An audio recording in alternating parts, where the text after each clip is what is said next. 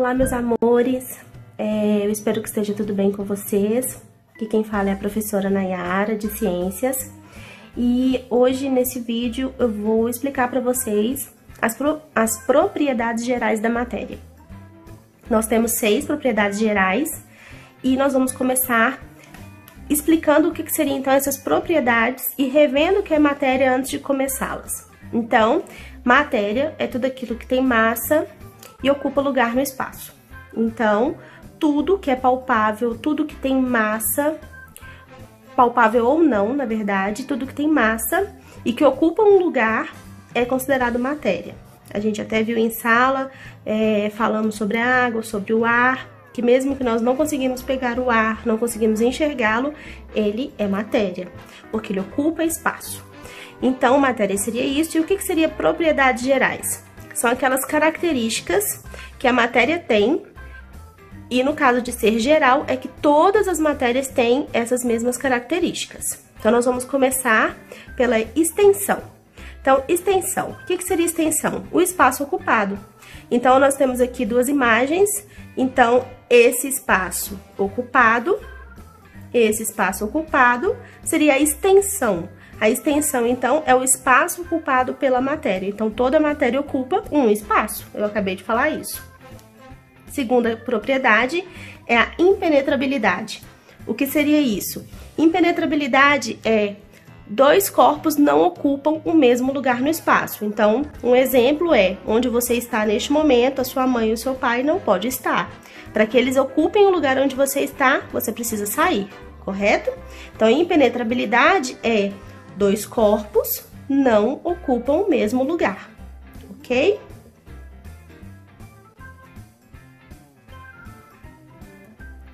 Isso seria impenetrabilidade. Terceira propriedade, compressibilidade. Todos os corpos podem ser comprimidos, tá? Independente da rigidez dele, ele pode ser comprimido, vai depender da força aplicada sobre ele. Então, se for um aço, por exemplo, que é um material bastante rígido, bastante forte, se aplicar uma força proporcional a essa rigidez dele, ele vai ser comprimido. Então, toda a matéria pode ser comprimida, ok?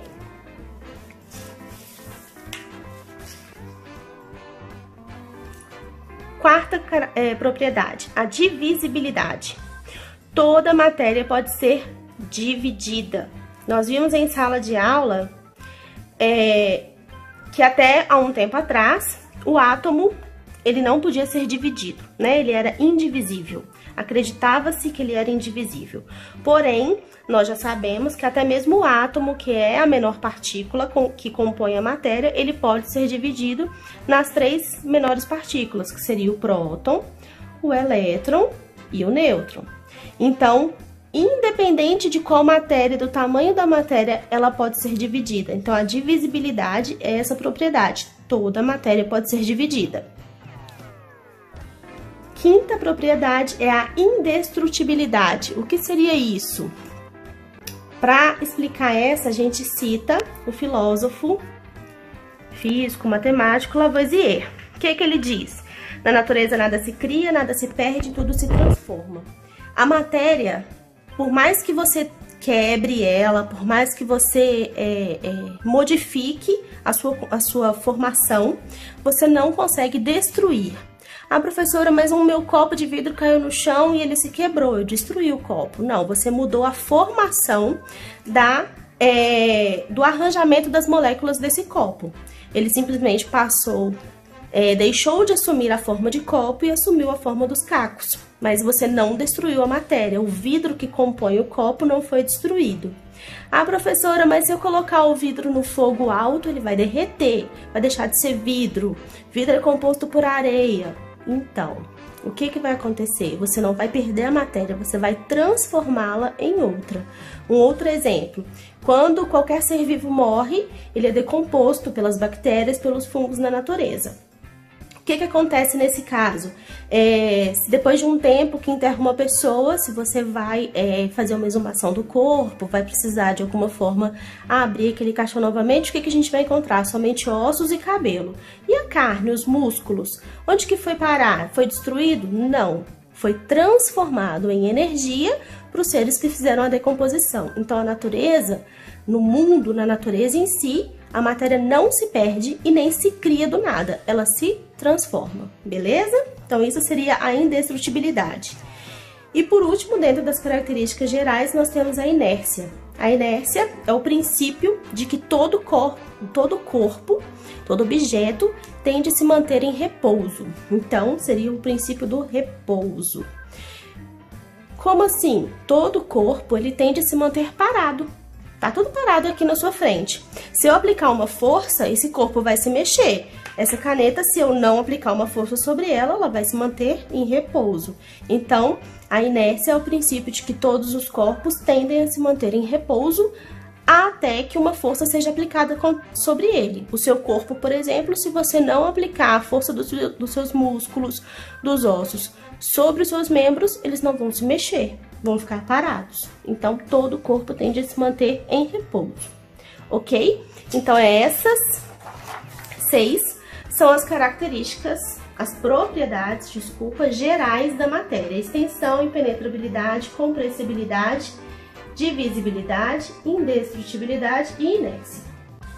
Agora nós vamos passar para as propriedades específicas da matéria. Então, nós temos aqui, dentro das propriedades específicas, 7 propriedades, uma a mais do que as gerais. E o que seriam, então, as específicas? As gerais, recapitulando, são aquelas que toda a matéria possui. As específicas são aquelas que são, como o próprio nome diz, específicas de uma matéria ou de outra. Então, nem toda matéria tem as 7, e tem matéria que tem apenas uma, ou que tenha todas, e assim, tá? Aleatoriamente. A primeira propriedade específica da matéria é a dureza. E nesta propriedade, nós temos como característica que a matéria, no caso a matéria que possui esta propriedade, ela risca outras matérias. Então, por exemplo, o vidro. O vidro, ele tem a capacidade de riscar a madeira, por exemplo, riscar o concreto, né, uma parede. Então, a dureza é quando um objeto, a matéria, é rígida e sólida o suficiente que traz para ela a característica de poder riscar outra matéria, tá? Isso seria dureza. Então, ele é duro, né, a grosso modo falando, é duro o suficiente para riscar outra matéria, tá bom? Essa aqui seria a primeira. A segunda propriedade específica é a solubilidade. O que seria isso? É a capacidade que uma matéria tem de se dissolver em outra. Então, um exemplo clássico seria o sal, o açúcar. Eles têm a capacidade de serem dissolvidos na água, não é? Então, tanto o sal quanto o açúcar podem ser dissolvidos na água. Então, essa propriedade de se dissolver em outra é solubilidade, tá? Então, existe também o grau de solubilidade. É mais solúvel, é menos solúvel, tá? Então, solubilidade é quando uma matéria se dissolve em outra. Terceira propriedade específica da matéria seria a densidade. Densidade, meus amores, eu preciso que vocês prestem bastante atenção e tentem trazer para aquela brincadeira do afundo ou boia, para poder entender. Porque a densidade, muita gente acha que é o peso do objeto que faz ele afundar ou boiar, e não é. A densidade é uma razão entre a massa e o volume. Então, a massa e o volume estão ligados para definir a densidade de um corpo ou de uma matéria, né? Como assim, professora? Vamos entender. Os objetos que ele tem menos massa por volume, eles são menos densos. Por quê? Por isso que muita gente acha que tem a ver com o peso, mas não. Então, uma folha de papel, essa folha de papel, por exemplo, ela tem um volume maior do que a quantidade de massa, ou seja, do que a quantidade de matéria que a compõe. Então, ela tem menos massa por volume. Automaticamente, ela é menos densa. Se a gente coloca essa folha de papel em cima, na água, numa piscina, colocar ela assim, né, do jeito que ela se encontra dessa forma, ela vai boiar, ela não vai afundar, porque ela é menos densa do que a água. O contrário, se tem mais massa por volume, aí ela se torna mais densa. Um exemplo, uma pedra, uma pedrinha pequenininha, né, uma brita. Ela é pequena, ou seja, ela tem um volume pequeno, mas se você pegar a quantidade de matéria que forma aquela pedrinha, ela é muito maior se comparada ao volume que ela ocupa. Então, é uma pedrinha pequenininha que tem muita massa ali dentro. Então, se você joga uma pedrinha na piscina, o que vai acontecer? Vai afundar. Então, as pessoas entendem que seria o peso, mas não é propriamente o peso. Tem a ver com o peso, né? Porque o peso seria a massa. Mas está ligado ao volume ocupado, ao espaço ocupado pelo corpo também, tá bom? Então, tudo que é menos denso flutua e tudo que é mais denso afunda. Então, agora, se você for brincar dessa brincadeira na sua casa, é só você pensar se tem mais massa por volume ou menos massa por volume. Então, mais massa por volume, mais denso. Menos massa por volume, menos denso. Menos denso boia, mais denso afunda em relação à água, ok? Aqui tem também um exemplo. Aqui em cima nós temos o exemplo da rolha na água, né? Então, a gente sabe que a rolha é feita de cortiça. A cortiça é um material que tem bastante poros. Então, esses poros são ocupados pelo ar. Então, se você for olhar a massa pelo volume, tem menos massa ocupado nesse volume aqui. Então, ela vai boiar. O contrário aqui do óleo e da chave. Aqui é uma chave, água e óleo. Se você colocar essas três substâncias num copo, você vai ver que a chave vai afundar, porque ela tem mais massa, né? Tem muito mais massa na composição da chave. Então, ela fica no fundo. Nós temos depois a água, que a composição da água, as moléculas de água são muito unidas, muito juntas. Então, a água vai ficar em segundo plano, né? E depois nós temos o óleo, que tem a união das moléculas um pouco menos fortes, um pouco menos aderidas. Então, a gente tem uma quantidade menor de massa por volume. Então, nós temos essa situação. Chave no fundo, água no meio e o óleo por cima, tá? Quarta característica, ou propriedade específica, já são várias propriedades juntas. Então, nós temos ponto de fusão, de condensação, de ebulição e de solidificação. Então, a gente vai precisar entender o que seria cada um deles primeiro, para poder entender o que seriam esses pontos. Então, esses 4 itens aqui são mudanças do estado físico da água. Então, a gente sabe que a água tem 3 estados, né? Mudança dos estados. Então, nós temos 3 estados: o sólido, o líquido e o gasoso. São os 3 estados físicos da água, ok? A mudança de um estado para o outro tem um nome. Não é simplesmente mudou do sólido para o líquido, do líquido para o gasoso. Recebe um nome. Então, nós temos aqui a primeira delas, é a fusão. É quando passa do sólido para o líquido. O nome dessa mudança é fusão. Quando eu passo do líquido para o gasoso, recebe um nome, ebulição. No caso, gente, só para não ficar também uma explicação errônea, ebulição é uma das mudanças, tá? Existem 2 mudanças, a evaporação e a ebulição, mas no caso nós estamos falando da ebulição. Então, a ebulição, líquido para gasoso, ebulição, tá? Só sabendo aqui que também existe a evaporação, para depois vocês não ficarem confusos. Mas enfim, ebulição, passar do líquido para o gasoso. Depois nós temos a condensação. Condensação tá aqui embaixo, ó. Quando a gente passa do gasoso para o líquido. Como é que a gente passa do gasoso para o líquido? Vamos pensar na sua mãe fazendo um arroz. A sua mãe vai colocar água no arroz para cozinhar e tampa a panela. Quando você vai tirar a tampa dessa panela, você percebe que tem água na tampa da panela. O que seria isso? Seria que a água que a sua mãe colocou no arroz aqueceu, entrou no processo de ebulição e passou para o gasoso. Ok. O que vai acontecer depois? Esse vapor, ele sobe, mas a tampa da panela impede que esse vapor saia da panela. O que acontece depois? Se esse vapor não consegue sair da panela, fica preso.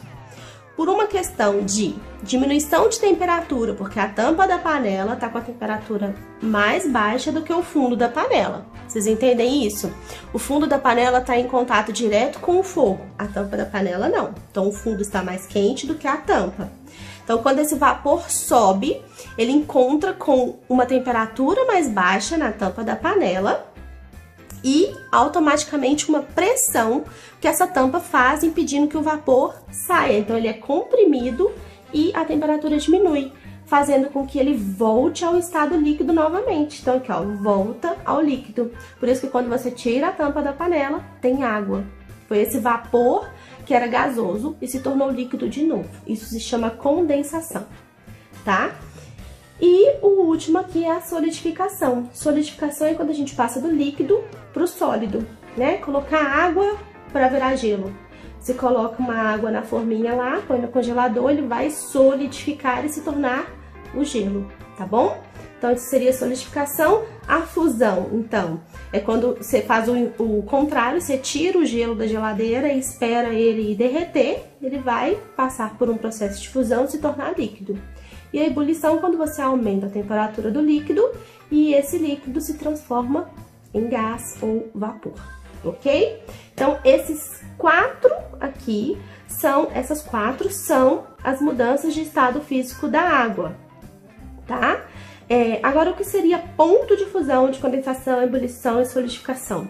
É a temperatura exata em que essas mudanças ocorrem. Então, a temperatura em que o gelo derrete, a temperatura em que a água evapora, temperatura em que o gás volta a se tornar líquido e a temperatura em que o líquido solidifica. Então, o ponto é a temperatura específica que marca a mudança, tá joia? Maleabilidade. Maleabilidade, então, é a propriedade em que a matéria tem, em que ela pode ser cortada em lâminas. Então, aqui a gente tem um exemplo de uma faca, tá? Então, ela pode ser cortada em lâminas, beleza? Ductibilidade é quando a matéria pode ser cortada em fios. Então, a gente consegue observar nos fios das tomadas, dos eletrodomésticos e etc. da casa de vocês, se abrir, você vê lá dentro uns fiozinhos bem fininhos de cobre. Então, cobre é uma matéria que tem essa característica de ductilidade, onde ele pode ser cortado em fios, ok? E, para finalizar, a última são as propriedades organolépticas. O que seria isso?